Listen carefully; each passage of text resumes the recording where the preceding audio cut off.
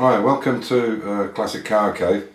I put a video up, the last video I put up about an incident that happened in Dubai, and I got quite a lot of comments on it and stuff. And what I've decided to do, I'm going to make a new channel, and I'm going to call it Royal Marine Logic.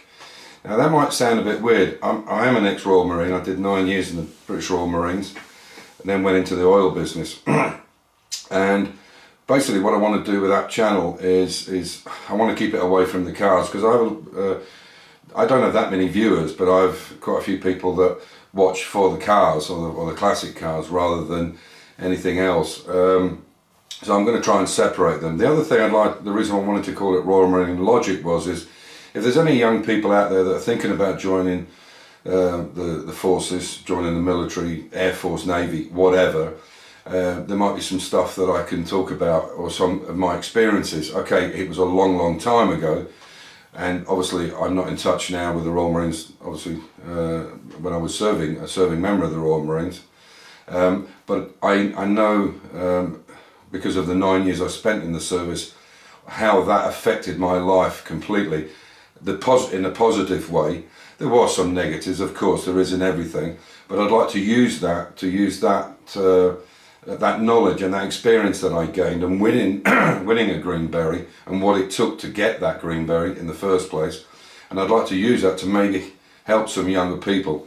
Also, I want to use it as a bit of a platform to talk about, you know, the culture and the morals in life and so on and so forth. Now these are only my I try to look at things, and from a military background, I try to look at things with some logic in it. So, as I said, you'll see it on the screen in a minute. It's going to be called Royal Marine Logic, and it's basically exactly what it says. It's what's on the tin is what it's going to be about. It's using some logic from my military background and how it's helped me all through my career and through life, right up to me now coming up for 67. So this video is obviously about the bumpers and the seats in the classic in my XK 150, but I will mention it again once I get this other channel up and running. I won't monetize it.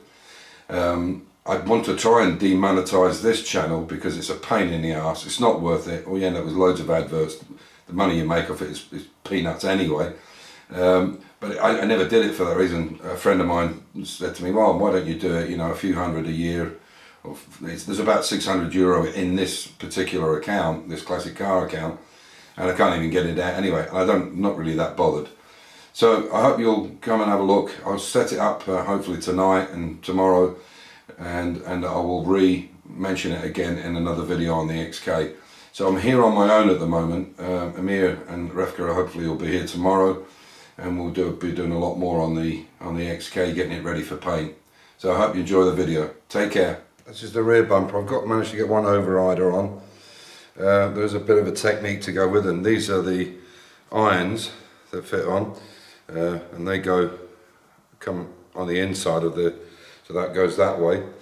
And here's the overrider. So you can see I've done it all inside, all any corrosions out, but I didn't have the bolts. Unfortunately, we've got a lockdown here in Austria, so I couldn't go to the store, but I managed to find some coach bolts with square, they've got the square pieces on, so they get trapped here, so you can actually tighten them up. You can actually get your finger just inside when it's on the bumper to get that bottom one, but you obviously can't get the top one. So there's a bit of a technique to doing it, and it means you really need to do it off the vehicle. So basically, you've got this space here, this aluminium spacer, and that is shaped to the contour of the bumper, so that fits on the inside. So I'll show you exactly how it goes. So basically you take the bolts,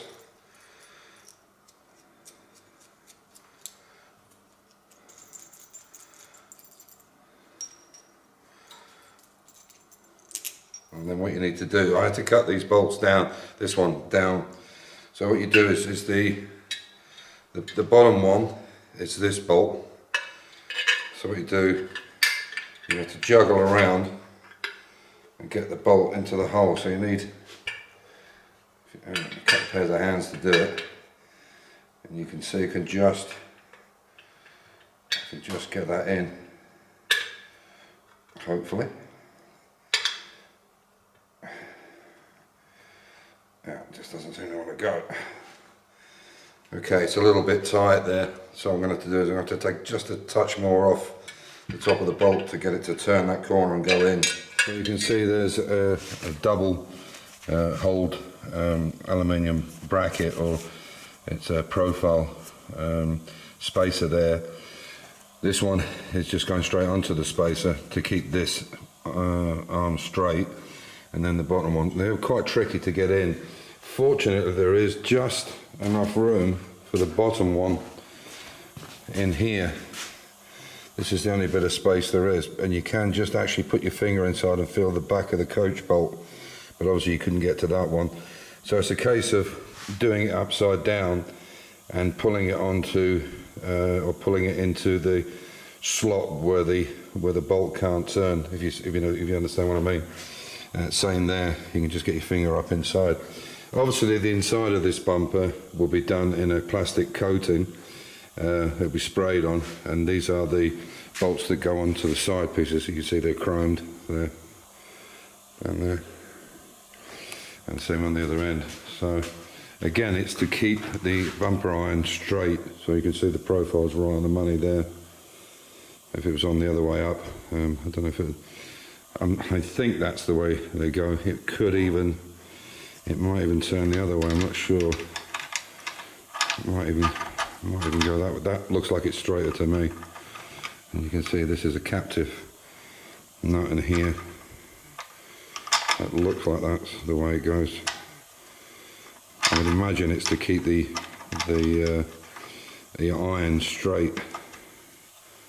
You know, have a straight profile on it there, as it were. So that's probably more like it rather than that thick end. I think it's straighter there. So we'll soon find out when we try to put it on. The problem is this is quite a heavy object, and it's going to be quite hard to manipulate it, but I'll try it on the car. Amir's back on Wednesday morning, hopefully, if there's no problems with getting into the country with just the PCR test. We'll see how it goes, and then we'll go from there. But I'll try and put it in, or maybe I can hold it up with something while I put the bolts through it and try it out, because I want to make sure it all does actually fit, the holes are in the correct place and so on and so forth. So I'll give it a shot. Okay, so that's the front one. The grill's not on properly, I'll just put it in there just to see, make sure it sits nice. I'll leave this on because I want to make sure that, but you can see it sits in there really nice and it's central. The back one's a bit more complicated, and you really need somebody on the outside to hold it, but as you can see, it fits quite nice. It's got to come further forward, and the gap here is too big.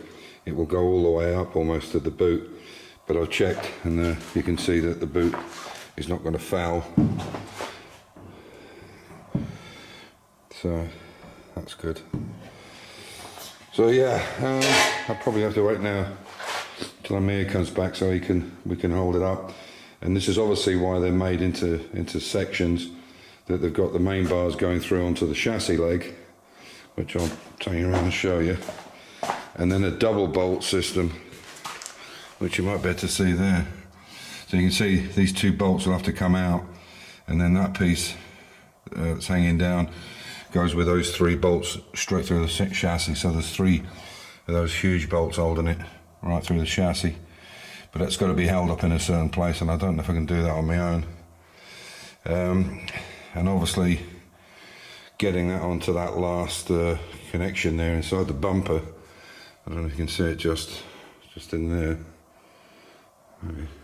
Yeah, that's going to be quite tricky as well. Anyway, we'll play with it and see how we get on, but at least it goes on, so it means it's pretty much in the right place, the bars. And yeah, I just need to make sure everything's right and square on it.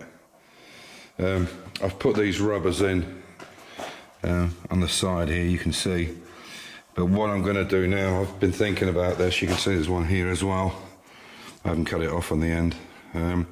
What I think I'll now do with these is buy another metre of it and then make the rubber one piece, so it comes up here across the back here, across this back piece, and then down the other side. So I'll order some more up from S&G or wherever I can get it from. And then what I'll do is try and cut it in such a way that it makes like a picture frame, like a triangle cut out of it, as it has to go around that corner, because it's not going to go 90 degrees unless there's only a little bit of rubber on the outside. But I've got a spare piece and I'll check to make sure that it does actually work. So there we are. So tomorrow I'll get on with putting these floors in securely and working out where these bars need to go for the seats. Well, I know where the bars need to go, but I need to make sure that the seats that I have will work with this. So I'll put them in, measure it. They're just strengthening bars, and then we'll work out where the seat can go. And hopefully, when we get the stuff for the hood, the latches for up here and everything else, we can put it all on and check that it does actually work before we'll go to any expense of having the seats recovered, which are over there. They're from an XF Jaguar modern one. So yeah, as I said, I'll crack on with the seats now, and I'll put this on the end of the video if I can. Anyway, the bottom line is it's not going to work. These the padding on these seats is far too high with all the electrics and everything in them. They fit well enough in the car. They'll go back. They'll do everything that we need to do. The runners are not hitting anywhere. Comes up to the front before the wooden floor, but they're just too high. That's the bottom line. With all this gubbins inside it, they're too high. On the original XK seats, they basically just sit into a frame, and you're about half that distance down. I'll show you what I mean when I sit in the car. My head, and I'm just under 6 foot, or just 6 foot, and my head's right over the windscreen. In fact, the top of the windscreen cover is right in my eye line, so they're just not going to work, unfortunately. So if there's anybody out there who would like some new Jaguar charcoal grey seats, make me an offer and I can send them out to you. They work, they do everything they're supposed to do. Yeah, the only thing we haven't got is the side cover from there. So I'll jump in. You obviously this would be lower. The car is obviously on axle stands, but even so, you can see. I mean, even if I go down, my head is far too far high. They're extremely comfortable seats though, and the steering wheel's almost on my knees. No problems with the pedals, no problem with moving it. It's just the base is too high. Real shame, but there you go. My head should be just about in line with that pillow, or the top of that windscreen rake. They just get blown to bits when they're higher than that. Yeah, and the knees would be an issue as well. There is some movement on the steering wheel. It can be pulled in and out, and it can be lifted slightly. But yeah, it isn't going to work.